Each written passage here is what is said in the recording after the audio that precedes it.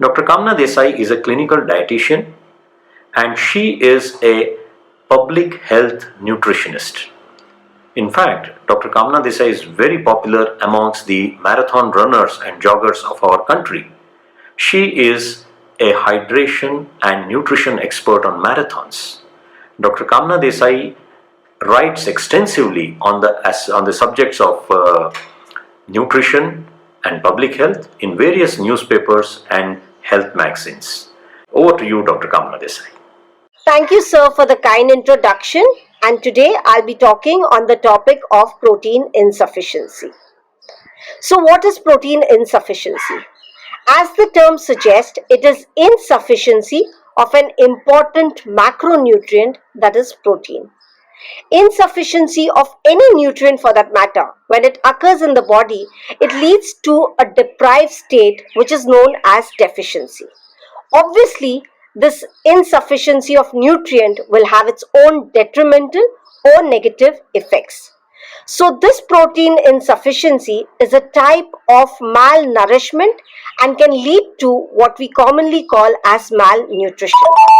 Normally not seen in affluent or developed countries, but frequently seen in underdeveloped or developing nations. The reason why we need to discuss protein insufficiency now in today's time more than before is for the simple fact that protein is an important macronutrient which is responsible in maintaining a good immune response, and an insufficiency can lead to health implications or ill effects. Protein insufficiency in itself can be a huge area of discussion because of the enormity of various parameters involved.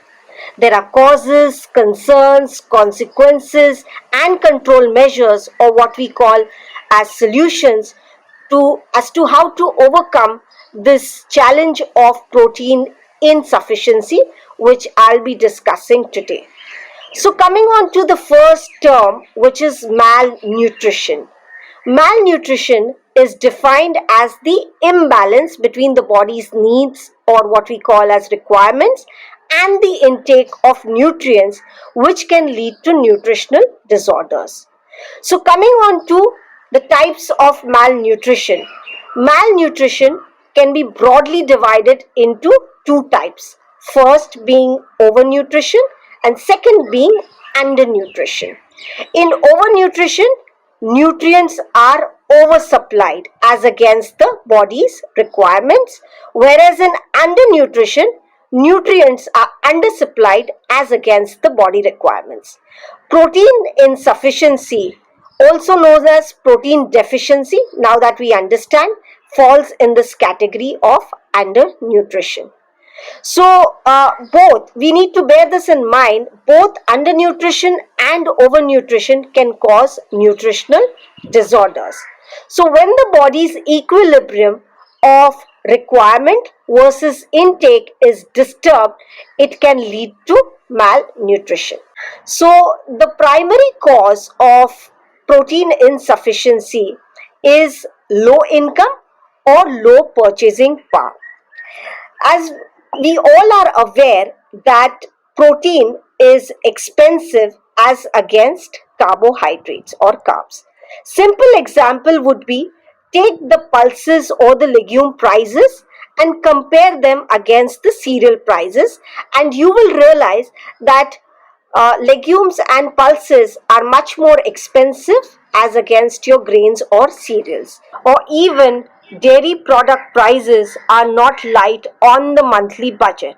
The prime reason for a population being protein inadequate or protein insufficient is low income or low purchasing power. The second cause for protein insufficiency is ignorance or erroneous food habits. Ignorance about why protein is important. General public has very little knowledge, or I should say no knowledge, of what protein deficiency could lead to. In a very interesting survey with almost 2,000 people, it was known that 1/5 of the respondents felt that a diet rich in protein was not good for health. This clearly shows that ignorance could cost you your health. Talking about erroneous food habits, erroneous food habits is primarily due to faulty mindset, faulty notions, faulty lifestyle, and could be because of a complete lack of motivation. Okay, talking about the third cause of protein insufficiency is overpopulation.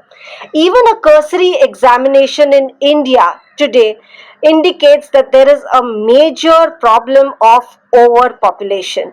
The basic resource that humans need is food, that is synonymous to nutrition, clothing, and shelter. Overpopulation simply leads to resource depletion. Fourth cause is scarcity of food supply. Could be because of droughts, famine, scanty rainfall, and other environmental factors.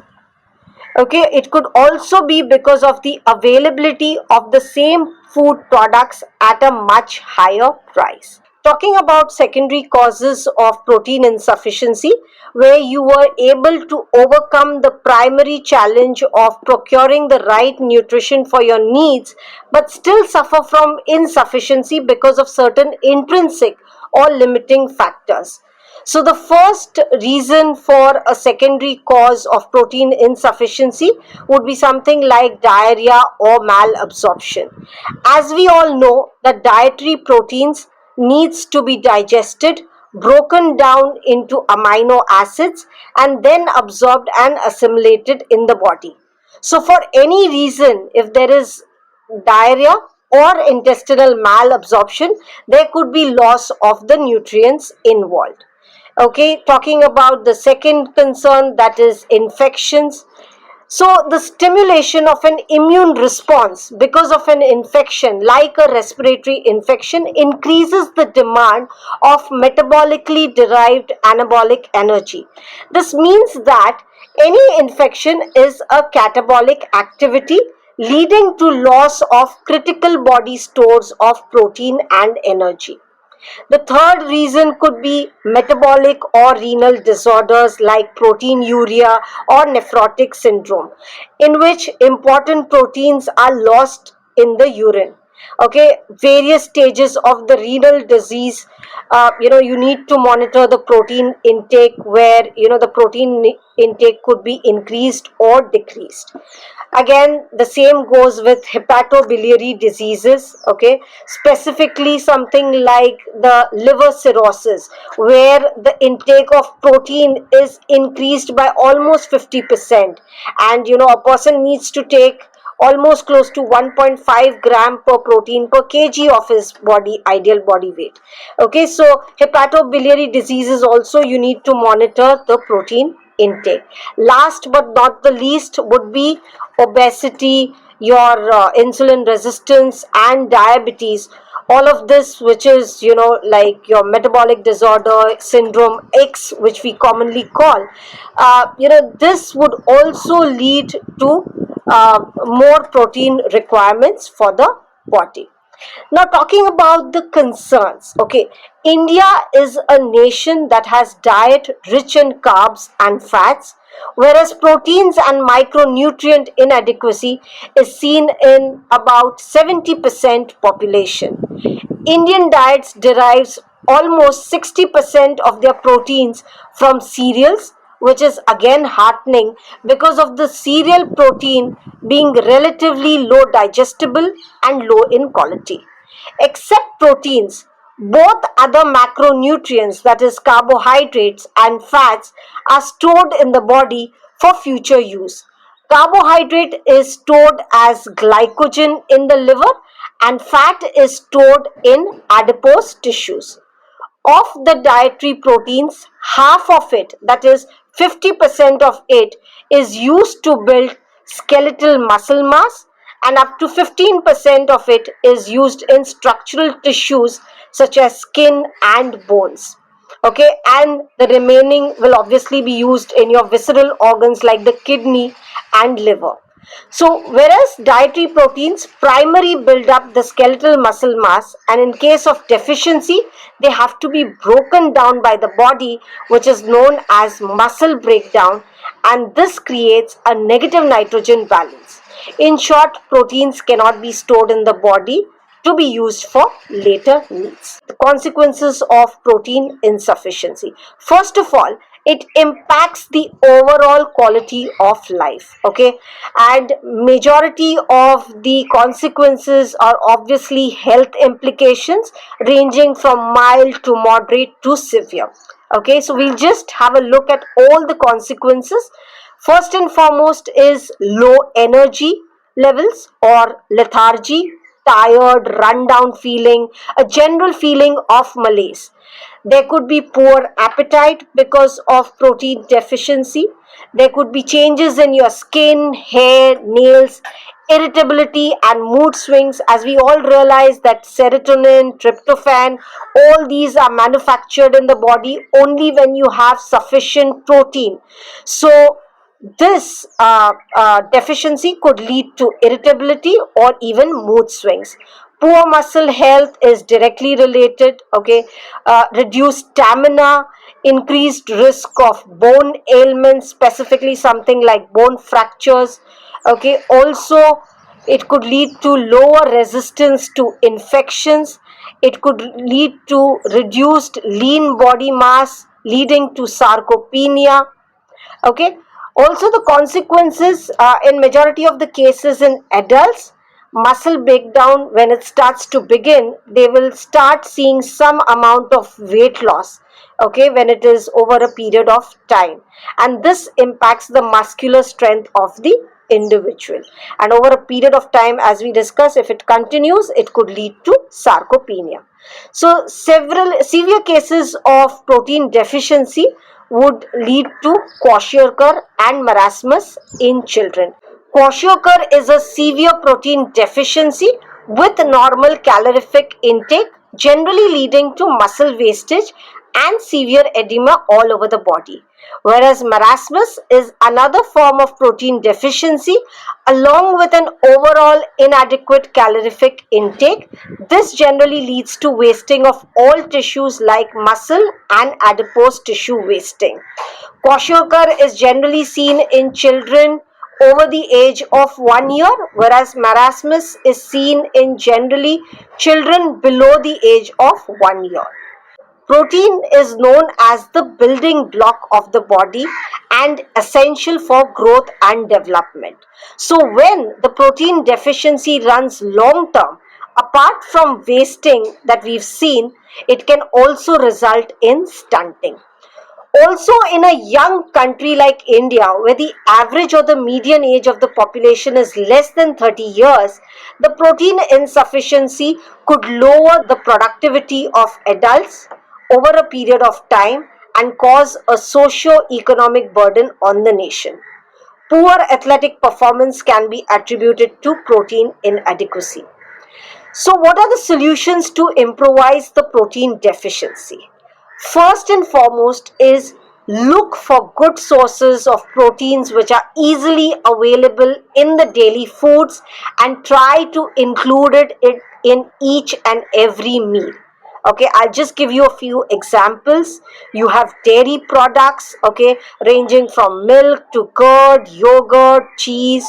You need to include that as much as possible in the diet. So if you're lactose tolerant and there are no issues with dairy, definitely dairy should be included in the diet. The second would be poultry, okay, your chicken meat, or even your turkey meat. It could be something like eggs, which are frequently available. uh, Third one would be fish, okay, something like soy, and variety of products that are made out of soy like soy milk, tofu, tempeh. Okay, also variety of nuts that are available, okay, right from almonds to walnuts and everything. Oil seeds, certain vegetables like these mushroom, green leafy vegetables, which are an important source of proteins, could be included. Okay, also at the same time you can use certain cereals which are rich source of proteins like your quinoa, amaranth, spelt, and all of these. Okay, uh, there are certain sources of protein which are not complete proteins, okay, like your dals. They are a good source of protein, but since they don't have all the essential amino acids, they are known as incomplete proteins. So these incomplete proteins can be combined with other sources to be made complete. So two type of incomplete proteins can be combined together to make a complete protein.